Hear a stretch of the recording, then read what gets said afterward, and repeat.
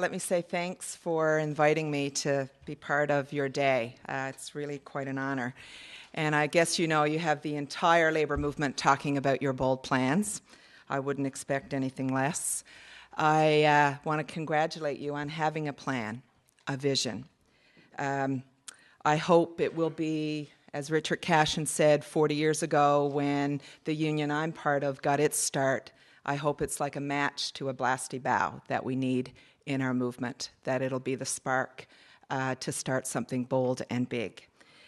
This conversation, I think, is very, very good. The critical analysis in your document is really good. The statement that we can't go on as we have been is really good. The willingness to do something different is also really good. As my 10-year-old would say, Mom, it's all good.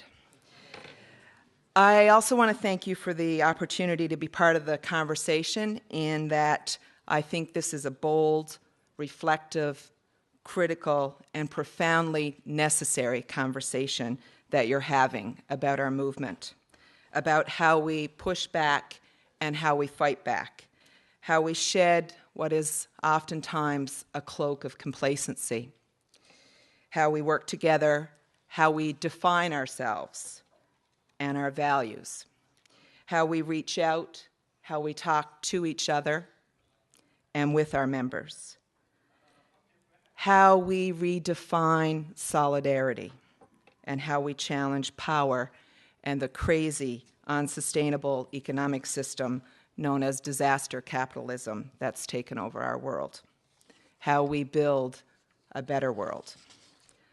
Piece of cake will be done by 4. I don't need to tell you that we're engaged in a war. A class war, yes, but a battle, too, for the hearts and minds of our members and for the entire working class in our country. As Warren Buffett, one of the richest men in the world, has said, we're not winning that class war. He is. And yet we find ourselves in a battle for relevancy at a time when unions as a progressive force and as a catalyst for change in society have never been more needed or more relevant as a counterbalance to corporate power and anti-worker governments.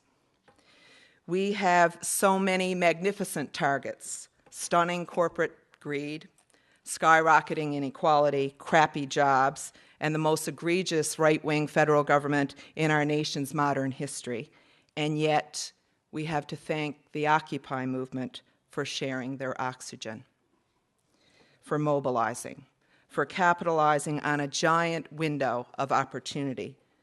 20 years ago, that voice, that action would have been the labor movement. The question for our panel has been, or is, what can our movement do better or differently? And that implies that we can, that there is hope, and that we can still be a force of progressive change in our country. That means we must have an alternative economic vision for our country, something that I hope will be at the heart of your new union and should be at the heart of what we do with labor centrals. This, though, is ultimately a discussion about values, and those values should shape our message in the labor movement.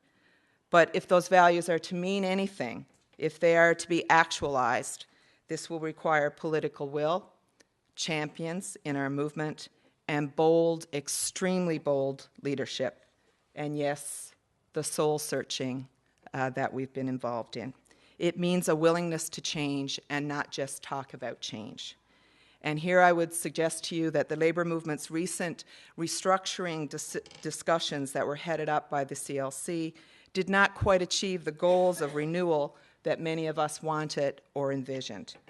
Perhaps I think this is a symptom of a bigger challenge, where our structures, our turf wars, because we have them, power struggles are holding us back, turning us into a reactionary bureaucracy at some level, rather than a movement. This desire, though, that you've expressed to build something new will require courage and a clear vision of what you want and how you get there. In your document, you're fairly critical of labor centrals, referring to paralysis and dysfunction. Just so you know, I didn't take any of it personally. Instead, it caused me to kind of think about our movement and Labour Centrals in a way that I haven't been. If two of Canada's most progressive private sector unions see Labour Centrals or view them as being dysfunctional, then we have a very big problem. But it's also a statement about all of us. That's a reflection of our entire movement.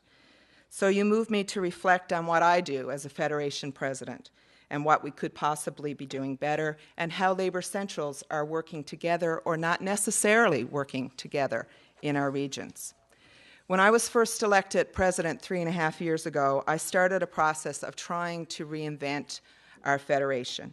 I envisioned a more activist Federation, like John talked about, but being activist in every sense of the word. I wanted our affiliates to have high expectations of our Federation. I wanted a Federation that carried out sustained campaigns, one that worked in a different way with our collective of affiliates, and one that worked one-on-one with affiliates on their issues. I wanted a Federation with a new media presence, one that built on credibility of issues, on challenging the status quo, but also that presented alternatives and ideas.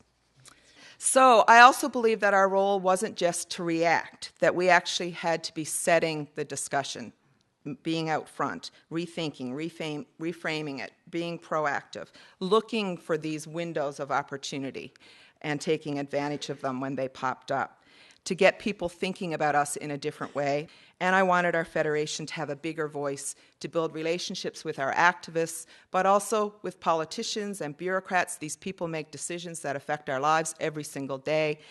I wanted a Federation that strengthened our coalitions in our provinces and having really a strong partnership with students and seniors and others. And we've done a fair bit of this work already.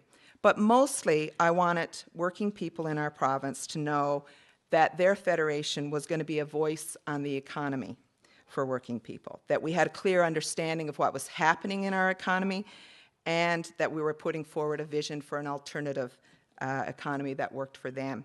So I hope in your big union discussions that you consider this kind of presence that you want to have and the role you want to play, not just nationally and not just in communities, but what kind of provincial role you want to play in all of our provinces. And I hope you think about the role you want to play in Labour Centrals. As affiliates, you have to want Labour Centrals to work. You have to want them to be stronger. You have to have high expectations for us and let us know what those expectations are. We need to raise the bar for all of us. Our members, and in particular our activists, they need to know that we're leading this battle. They need to know that we have a plan, that we're not paralyzed by the attacks that we're facing, that we're not going from one fire to another, but that we're actually setting a fire of our own every now and again. The first thing we can do as a movement is to stop being so defensive about who we are, about why we exist, about our role in the world. For too long, we've allowed others to define us. We must do the defining by our actions, with our hearts, with our principles, and with our values, with our passion, with an alternative economic, social plan for our country, and with a message that speaks to and with our members, but not only to our members. Some things we have to do. We have to be quicker off the mark when moments of opportunity arise. We have to be more effective and more effective in using all of our experts in the movement. We must communicate, right, Shannon? We must be in the media game in a very big and a very real way. The Caterpillar situation was a perfect example of how you use the media to tell your story. And perhaps, as some have suggested in our movement, we should consider our own media. Technology makes this possible. Social media is a brilliant tool for connecting with our activists and with public opinion makers. We must embrace it. Just ask Dave Coles. You know, some of this really does just come down to leadership, the kind that you're showing here today, to having a vision and just going for it. How do we build labor unity? We know this is critical to waging a powerful offense against Harper and corporate power. So what I've learned is that solidarity is not a natural phenomena, as much as we would like to think that it is. Instead, it's more natural for us, even in our movement, to be competitive, to build silos, territories, turfs. So labor unity, how do we get there? It's not easy, but we have to start by engaging our affiliates and our members by cajoling, which I tend to do a lot of, relationship building, encouraging, asking, demanding, doing, acting, leading, all of that stuff, never giving up, got to do it every single day. Labor centrals can be anything you want them to be, but you have to want them to be something. We are a big, glorious movement, despite all of our problems and our politics. We are a movement of amazing activists who want to do one thing. They want to make the world a better place.